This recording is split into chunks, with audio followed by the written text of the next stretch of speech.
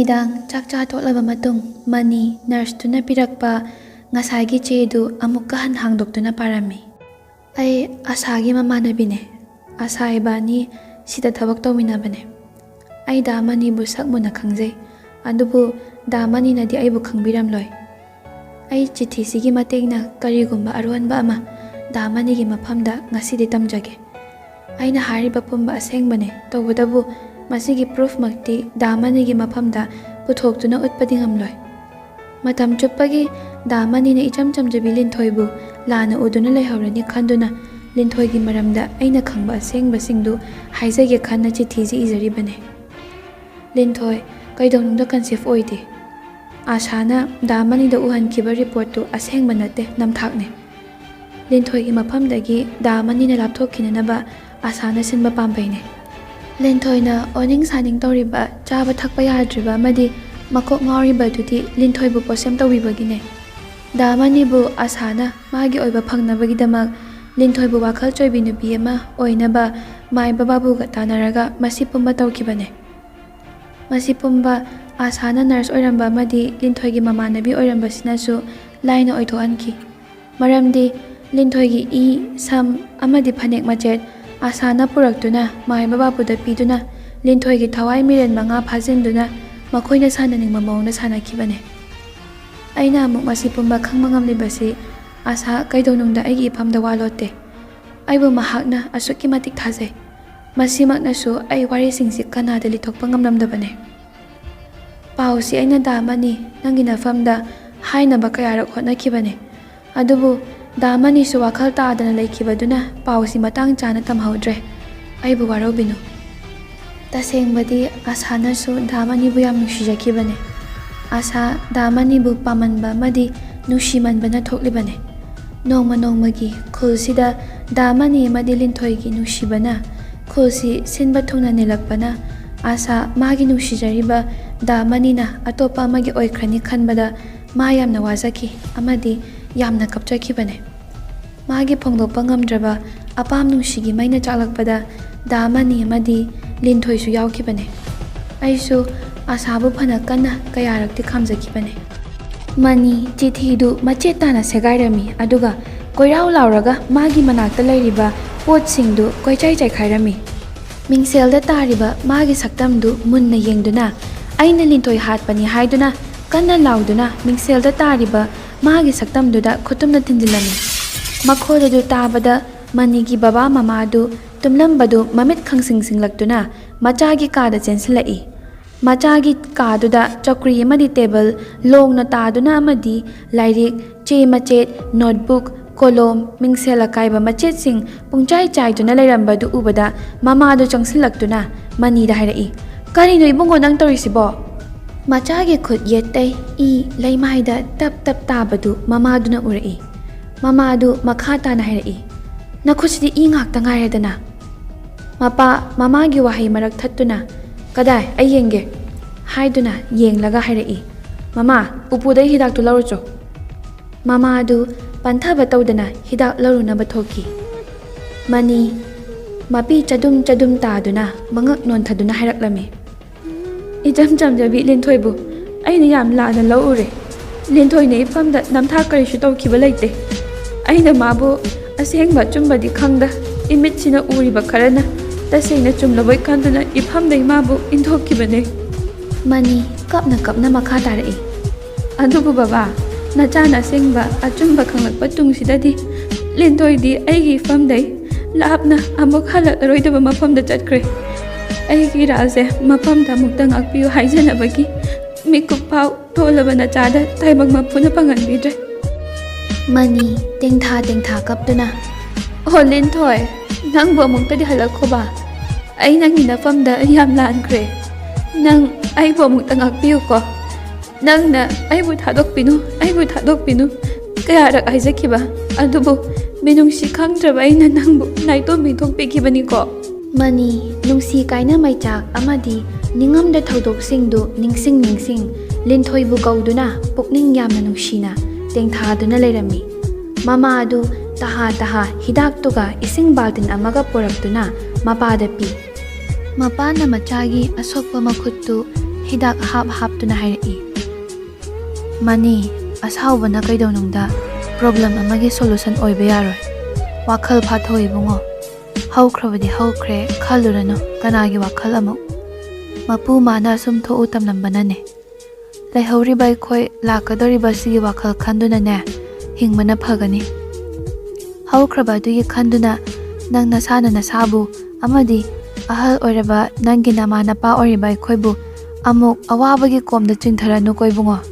Yamna ingna themjinjaba mapagi khonjeldu Mani hikna karimata haida tumina tari.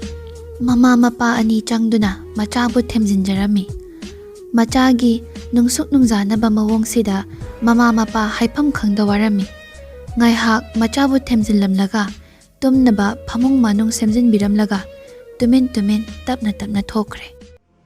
Chingsang tana koiraba luraba pat amagi mayaida hi amagi mathakta phamduna leiba adu Mani thengnare. Mani. Karino, kadai noina leirise.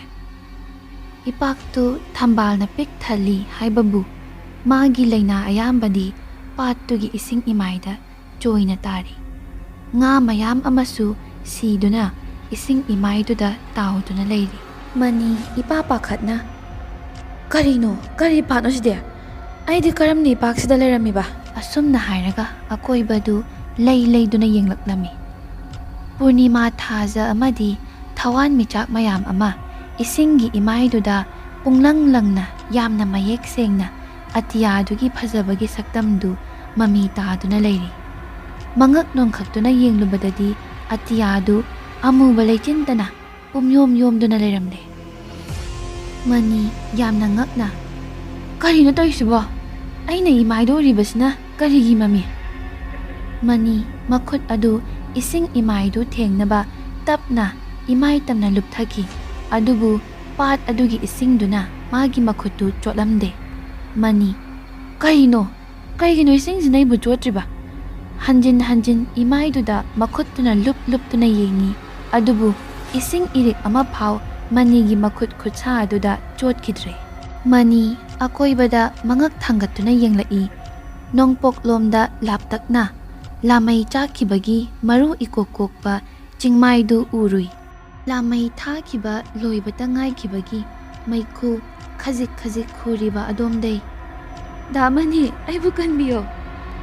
Mani masakti ude adubu linthoyi khonjelni khangbadai hidugi hinau kadaida leibagi haina thiduna hidu honnanaba torammi. Adubu laibak thiribadi mahakna tongliba hidugi hinau shiyoramde. Hidu ahoba makul macha dai ising tapna changlaklami amadi tapna lupthaba horaklami. Mani imaida chongthaduna linthoigi manhak tamna iroinaba hotnarami. Atiyadai khonjel ama khongthang yeiduna mangonda hairagi. Chelo hiwanba mitrangna thanba taibangda lasing mafon buna mainungda lang thoplam tingkhang buna thada chetna konsellu Chatkrabada khongulli phanglaroidabada khamanbana mainungda chongsin yeknabadi lasingdai hena thotna ubani khongloi saduna tingkhang chaibani kaitharaklabada naraldi semjinda karigi nakhut phau chotra imai thakta thajaba thamliba naral sumangdani khongchat sukairani khongthang soibana pirangna khongloi oirani. Mani masadu irumlum thakiduna isingda tapna lupthakirami. Mahak iroinaba ngamjabi thaduna hotnarami adubu mahak iroiba ngamlamde. Ising imai thakta siduna taramba ngasingdu hingalaktuna ising imaida phan chongduna sanaduna leirami. Mani upai leita isingda iraknaduna wakhal mangduna ising manungda lupthaduna takirami. Mani kanagumba mana ising manungdai torban lomda khangsing chingkhatpirai. Mani wakhal tarakpada linthoi manaktai hogattuna isingduda tapna kumthagiduna ising manungda lupthakibadu ubada. Mani linthoi haiduna kanna lauduna lehaurami. Mani mikap thoklai nong pungan nganduna leiramle. Mani phuk launa hogattuna ꯃꯥꯒꯤ ꯎꯄꯨꯗ ꯊꯝꯂꯤꯕ ꯃꯥꯒꯤ ꯐꯥꯏꯜꯁꯤꯡꯗꯨ ꯃꯊꯪ ꯐꯥꯛꯇꯨꯅ ꯀꯔꯤꯒꯨꯝꯕ ꯑꯃ ꯊꯤꯕꯒꯨꯝ ꯆꯩꯈꯥꯏꯗꯨꯅ ꯊꯝꯂꯤ꯫ ꯃꯥꯒꯤ ꯌꯥꯝꯅ ꯃꯔꯨ ꯑꯣꯏꯕ ꯐꯥꯏꯜ ꯑꯃ ꯊꯤꯕ ꯐꯪꯂꯝꯗꯦ꯫ ꯊꯝꯐꯝ ꯀꯥꯎꯕ ꯑꯣꯏꯔꯝꯒꯗ꯭ꯔꯥ ꯍꯥꯏꯗꯨꯅ ꯃꯥꯒꯤ ꯎꯄꯨꯗ ꯌꯥꯎꯔꯤꯕ ꯆꯦ ꯆꯥꯡ ꯄꯨꯝꯕ ꯂꯩꯃꯥꯏꯗ ꯆꯤꯡꯊꯗꯨꯅ ꯌꯦꯡꯂꯝꯃꯤ꯫ ꯃꯍꯥꯛ ꯆꯤꯡꯅꯕꯅ ꯄꯤꯛ ꯊꯟꯈ꯭ꯔꯦ꯫ ꯊꯤꯕ ꯌꯥꯕ ꯊꯤꯔꯕ ꯃꯇꯨꯡ ꯃꯍꯥꯛ ꯃꯃꯥꯕꯨ ꯈꯣꯟꯖꯦꯜ ꯀꯜꯂꯞ ꯀꯧꯔꯛꯏ꯫ ꯃꯅꯤꯒꯤ ꯃꯃꯥ ꯃꯥꯡꯒꯣꯜ ꯁꯨꯝꯖꯤꯠ ꯁꯤꯠꯂꯝꯕꯗꯒꯤ ꯁꯨꯝꯖꯤꯠꯇꯨ ꯃꯥꯡꯒꯣꯜꯗ ꯊꯝꯂꯝꯂꯒ ꯃꯆꯥꯒꯤ ꯀꯥꯗ ꯆꯪꯂꯛꯇꯨꯅ ꯃꯆꯥꯗ ꯌꯦꯡꯂꯒ ꯍꯥꯏꯔꯛꯏ, "ꯀꯩꯗꯧꯔꯦ ꯏꯕꯨꯡꯉꯣ?" ꯃꯅꯤ: "ꯏꯃꯥ, ꯑꯩꯒꯤ ꯀꯥꯁꯤꯗ ꯀꯅꯥ ꯆꯪꯂꯛꯑꯝꯒꯦ? ꯑꯩꯒꯤ ꯁ꯭ꯀꯨꯜꯒꯤ ꯆꯦ ꯆꯥꯡ ꯑꯃꯗꯤ ꯐꯥꯏꯜ ꯌꯥꯎꯕ ꯎꯄꯨꯁꯤ ꯀꯅꯥꯅ ꯍꯥꯡꯗꯣꯛꯂꯝꯃꯦ?" ꯃꯃꯥꯅ: "ꯀꯔꯤꯅꯣ, ꯅꯪꯒꯤ ꯁ꯭ꯀꯨꯜꯒꯤ ꯐꯥꯏꯜ ꯌꯥꯎꯕ ꯎꯄꯨꯗꯨꯗꯤ ꯅꯪ ꯅꯠꯇꯅ ꯀꯅꯥꯅ ꯄꯥꯏꯅꯤ? ꯑꯩꯈꯣꯏ ꯀꯅꯥ ꯑꯃꯠꯇ ꯄꯥꯏꯗꯦꯅ꯫ ꯀꯩꯗꯧꯔꯒꯦ? ꯀꯔꯤ ꯃꯥꯡꯕꯃꯨꯛ ꯌꯥꯎꯔꯒꯦ?" ꯃꯅꯤ: "ꯏꯃꯥ, ꯑꯩꯒꯤꯁꯤꯗ ꯌꯥꯝꯅ ꯃꯔꯨ ꯑꯣꯏꯕ ꯐꯥꯏꯜ ꯑꯃ ꯌꯥꯎꯔꯝꯗ꯭ꯔꯦ." ꯃꯄꯥꯗꯨ ꯃꯥꯒꯤ ꯅꯨꯄꯤꯒ ꯃꯆꯥꯒ ꯉꯥꯡꯅꯔꯤꯕꯗꯨ ꯇꯥꯗꯨꯅ ꯃꯃꯥꯏ ꯃꯃꯤꯠꯇꯨ ꯐꯗꯤ ꯑꯃꯅ ꯇꯩꯊꯣꯛꯇꯨꯅ ꯆꯪꯂꯛꯏ ꯑꯗꯨꯒ ꯍꯥꯏꯔꯛꯏ, "ꯀꯔꯤꯅꯣ ꯃꯥꯡꯉꯦ ꯍꯥꯏꯔꯤꯕꯣ? ꯀꯗꯥꯏꯗ ꯊꯝꯂꯝꯕꯅꯣ?" ꯃꯅꯤ ꯃꯄꯥꯗ ꯑꯣꯟꯁꯤꯟꯗꯨꯅ, "ꯕꯕꯥ, ꯑꯩꯒꯤ ꯌꯥꯝꯅ ꯃꯔꯨ ꯑꯣꯏꯕ ꯐꯥꯏꯜ ꯑꯃ ꯎꯄꯨꯁꯤꯗ ꯊꯝꯂꯝꯕꯅꯦ, ꯌꯥꯎꯔꯝꯗ꯭ꯔꯦ꯫ ꯀꯗꯥꯏ ꯆꯠꯈ꯭ꯔꯕꯅꯣ ꯈꯪꯗ꯭ꯔꯦ." ꯃꯅꯤꯒꯤ ꯕꯕꯥ: "ꯐꯥꯏꯜ ꯍꯥꯏꯕ? ꯅꯪꯒꯤ ꯐꯥꯏꯜꯕꯨ ꯀꯅꯥꯅ ꯄꯥꯏꯗꯣꯏꯅꯣ? ꯐꯖꯅ ꯌꯦꯡꯉꯣ ꯏꯕꯨꯡꯉꯣ." ꯃꯅꯤ: "ꯕꯕꯥ, ꯑꯩ ꯊꯤꯕ ꯌꯥꯕ ꯊꯤꯔꯕꯅꯦ, ꯑꯗꯨꯕꯨ ꯐꯪꯕ ꯀꯧꯕ ꯂꯩꯈꯤꯗ꯭ꯔꯦ꯫ ꯃꯥꯡꯕ ꯌꯥꯕ ꯐꯥꯏꯜ ꯅꯠꯇꯦꯃꯤ." ꯃꯄꯥꯅ ꯉꯥꯏꯍꯥꯛ ꯈꯜꯂꯒ, "ꯑꯩꯅ ꯅꯣꯡꯃ ꯑꯥꯁꯥꯅ ꯃꯥꯒꯤ ꯈꯥꯎꯗ ꯀꯔꯤꯒꯨꯝꯕ ꯑꯃ ꯇꯨꯃꯤꯟꯅ ꯍꯥꯞꯆꯤꯟꯕꯒꯨꯝ ꯎꯍꯧꯕꯅꯤꯅꯦ, ꯑꯗꯨꯕꯨ ꯅꯪꯒꯤ ꯃꯥꯡꯂꯤꯕ ꯐꯥꯏꯜ ꯑꯗꯨꯔ ꯍꯥꯏꯕꯗꯤ ꯈꯪꯗꯦ." ꯃꯅꯤ: "ꯑꯥꯁꯥꯅ ꯑꯩꯒꯤ ꯐꯥꯏꯜ?" ꯃꯄꯥ: "ꯑꯩꯁꯨ ꯃꯥꯒꯤ ꯗꯣꯛꯇꯔꯒꯤ ꯑꯇꯩ ꯆꯦ ꯆꯥꯡ ꯑꯣꯏꯔꯝꯒꯅꯤ ꯈꯟꯗꯨꯅ ꯍꯪꯁꯨ ꯍꯪꯍꯧꯗ꯭ꯔꯦ." ꯃꯅꯤ ꯌꯥꯝꯅ ꯉꯛꯅ: "ꯑꯥꯁꯥꯗꯤ ꯀꯔꯤꯒꯤ ꯑꯩꯈꯣꯏ ꯌꯨꯝꯁꯤꯗ?" ꯃꯃꯥꯅ ꯃꯆꯥꯗ ꯌꯦꯡꯗꯨꯅ ꯍꯥꯏꯔꯛꯏ, "ꯅꯪ ꯂꯤꯟꯊꯣꯏꯒ ꯅꯛꯁꯤꯟꯅꯗꯨꯅ ꯂꯤꯟꯊꯣꯏꯒꯤ ꯃꯇꯦꯡ ꯄꯥꯡꯊꯣꯛ ꯄꯥꯡꯁꯤꯟ ꯇꯧꯗꯨꯅ ꯃꯈꯣꯏꯗ ꯆꯪꯕꯗꯨꯅ ꯅꯪꯁꯨ ꯆꯣꯏꯔꯣꯟ ꯄꯥꯔꯣꯟ ꯉꯥꯡꯕ ꯋꯥꯈꯜ ꯇꯥꯗꯕ ꯍꯧꯔꯛꯈꯤ꯫ ꯑꯥꯁꯥꯅ ꯁꯤꯟꯗꯨꯅ ꯃꯥꯏꯕ ꯕꯥꯕꯨ ꯇꯥꯟꯅꯕꯤꯗꯨꯅ ꯂꯥꯌꯦꯡꯕꯤꯔꯛꯈꯤꯕꯅꯦ꯫ ꯑꯥꯁꯥꯕꯨ ꯑꯩꯈꯣꯏꯒꯤ ꯃꯇꯦꯡ ꯄꯥꯡꯅꯕ ꯍꯥꯏꯗꯨꯅ ꯃꯕꯨꯡꯅ ꯑꯩꯈꯣꯏꯗ ꯃꯇꯝ ꯈꯔ ꯂꯩꯍꯟꯈꯤ꯫ ꯅꯪꯅ ナꯗꯨꯅ ꯂꯩꯔꯤꯉꯩ ꯃꯇꯝꯗ ꯃꯥꯅ ꯀꯟꯅ ꯍꯣꯠꯅꯕꯤꯔꯝꯕꯁꯤꯅ ꯅꯪ ꯉꯁꯤ ꯃꯤꯔꯣꯜ ꯇꯥꯔꯛꯂꯤꯕꯅꯦ." ꯃꯅꯤ ꯃꯆꯤꯟꯗ ꯃꯨꯔꯨꯝ ꯃꯊꯟꯇ ꯁꯣꯟꯖꯔꯝꯃꯤ꯫ ꯑꯥꯁꯥꯅ ꯑꯩꯕꯨꯁꯨ ꯃꯥꯏꯕ ꯕꯥꯕꯨ ꯇꯥꯟꯅꯗꯨꯅ... ꯃꯃꯥ: "ꯀꯔꯤ ꯍꯥꯏꯕ ꯏꯕꯨꯡꯉꯣ?" ꯃꯅꯤ: "ꯀꯔꯤꯁꯨ ꯍꯥꯏꯗꯦ ꯏꯃꯥ."